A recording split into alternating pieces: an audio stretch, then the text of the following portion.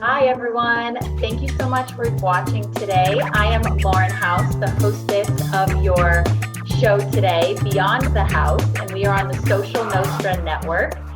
I am going to be talking about how to price your house properly.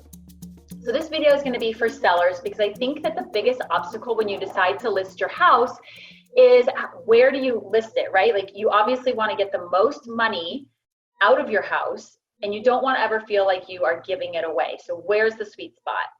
So in order to give you a little bit of background, I am a residential real estate agent in Scottsdale, Arizona. And what we have going on here has not been affected by the pandemic. We have over 200 people moving to Scottsdale, Phoenix, both areas, daily. And we have since summer of 2019. So our trend is we're just going up. It's a nice, easy trajectory of where we're going. And this is because Scottsdale is a vacation destination. We have had an increase of bachelorette parties, weddings. We have over 10,000 restaurants in Phoenix alone. So you could literally eat at a restaurant for breakfast, lunch, and dinner every single day for years. We have over 300 golf courses. We have great shopping. The sun shines 365 days a year, and if not 365, probably 364. I mean, it is always sunny, and we all know that the weather here, even though it can be hot in the summer, is a massive attractive, is attractive to those who are from out of state. So with that being said, when you are listing your house, because we are in a seller's market right now, it's really important to list your price. Oh my gosh, how do I talk? It's really important to list at a price that's going to not scare buyers into thinking that you are pricing yourself out of the range that you should be in. So number one is going to be days on market. And the reason why I bring this to your attention is because the days on market is like a black slash against you, right? Every day that you accrue, your leverage goes down as the seller, because as soon as the buyer sees that you have accrued X amount of days on market, and I'm not talking like 30, I'm talking like 100, definitely more than that. But once you have all of these buyers who think they can just swoop in and get your house out from under you, because you're probably tired of having your house being shown, especially if you're living in it. You're probably receiving offers that are low ball, but in reality, it's where it should be listed. And you're just not moving forward. You have to either continue paying for the house you're living in. Maybe it's a second home that you are trying to keep afloat. Who knows? The buyer just knows that you've had your house on the market for a long time and it is not going anywhere. So typically, if I can let you in on a little secret, the first offer you get is going to be the best offer. And that's because these are the people who have been out looking, probably seasoned buyers, if you will. They've lost out on at least one or two houses. They are ready to go. They are pre-qualified. They will pull the trigger when they see the right house, but it has to be priced at the right price, or at least within the sweet spot, right? Because they know and they study, and I can promise you, they can tell you days on market, what every single house in the neighborhood sold for, how many owners it's had, what the floor plan is, the square footage, the updates, anything that you think that a buyer needs to know about a neighborhood that they want to live in.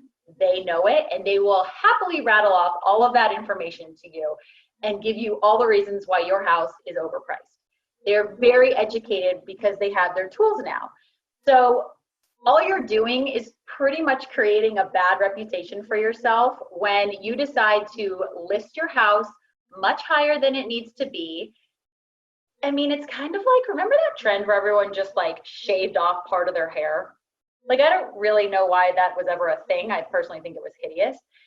And the growing out process would be terrible to go through.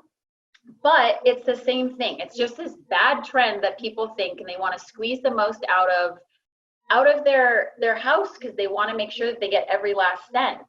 And as a seller, like I said, you have this sentimental value to your home. Maybe you raised your family there. Maybe you put your dog down in the family room. Maybe the house has been in the family for generations upon generations, and it's going to be hard for you to let go of. But you have to remember that the buyer coming in doesn't have any of that emotional attachment to the house. And no matter how clear viewed or clear visioned you think you are as a seller, there's always going to be a little extra value that you're putting on a house because of your experiences and memories that you've made in the house. Totally understandable, but you have to understand that's not where a buyer is coming from. So when a buyer sees that your days on market are racking up, they will literally think that this is the time, and it's the perfect opportunity to go in with an even lower offer than you probably ever anticipated receiving. So like I said, you don't want this to be a bad trend.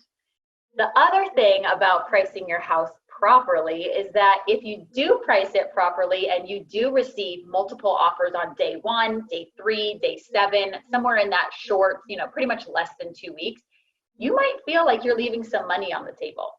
And you will be kicking yourself saying, oh, I should have increased the purchase price. I should have done this. I should have done that.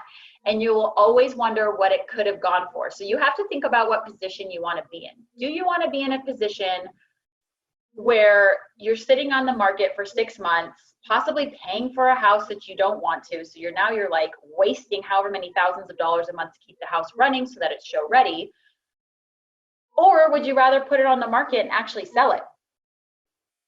I mean, that's totally up to you. It depends on how motivated you are. It depends on what your situation is. This is not for somebody who just wants to throw their house on the market and find out what people are willing to pay for it. That's not what this podcast is for. This is for those who actually want to sell their house.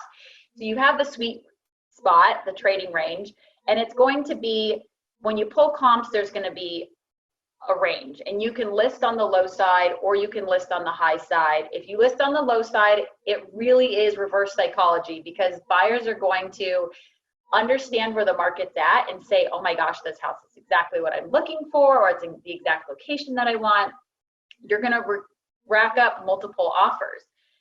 And if you go on the high side, you might have to drop your price a little bit, but it won't be as much as if you were to overprice it, $25,000. Depends on what price range you're at. But it's an interesting psychology effect on how people view this. I mean, you don't want to feel as a seller like you're leaving money on the table and just giving your house away. But you also don't want to be in that position where you are sitting there waiting for showings, waiting for offers. Maybe you're offended at the offers that you're getting because you have a skewed view of what your house is actually worth. It just is